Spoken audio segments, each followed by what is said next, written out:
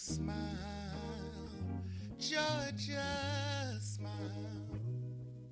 My journey with SisterSong has just been beautiful. Like, I came into this work as the development director, and as the organization transitioned, I stepped into deputy director role and ultimately was asked to become the executive director of this organization in 2013. I stepped into leadership of SisterSong. We had just went through our first major leadership transition. It was a moment where the board and the very few of us who were still in our leadership roles had to ask ourselves, what are we gonna do? Is it possible for us to stay alive? Can we keep these doors open?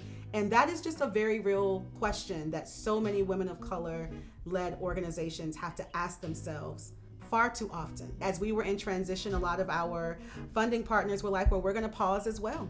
I saw SisterSong as this portal for so many women of color to get connected to this work, to get more connected to their stories, to their leadership. I knew it wasn't time for SisterSong to die. We had to rebuild this entire organization. The Ms. Foundation was one of the first foundations to come to the table and say, we are here to help. They made an investment in us at a time when nobody else was willing to make an investment. It's important that Black women are seen.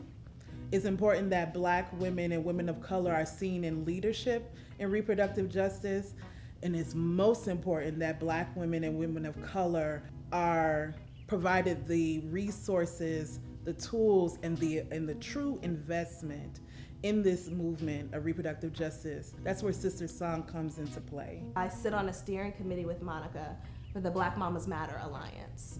And we've been working really hard trying to explore maternal health rights and justice and thinking about the ways that we can impact the disparity in maternal mortality. When Monica got word that there was a mama who was experiencing violence in her home, and she was just about 100 miles from the mother house, Monica got a group, got a bus, and got us to that mama.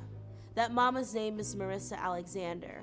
When I came into the reproductive justice movement, Monica was like one of the first welcoming faces. She welcomed me into Trust Black Women. We met briefly with the anti-abortion billboards here in Georgia that came about. Historically, we've gotten them all down. Through the network she's been able to build, she's brought SisterSong to the table and brought member organizations, RJ organizations from around the country to the table with her. Her impact is this smile that makes people feel like even when you're working hard and it feels hard, it's still good work. We must fight for freedom! We must fight for freedom! She's a life force. It's like you have rain, you have thunder, you have sun, you have Monica. Our voices, our time. Our voices, our time. Our voices, our time. Our voices, our time. Our voices, our time. Our voices, our time. Our voices, our time. Let your love, let it penetrate my heart, let it radiate through me. I wanna leave this place feeling better, looking better.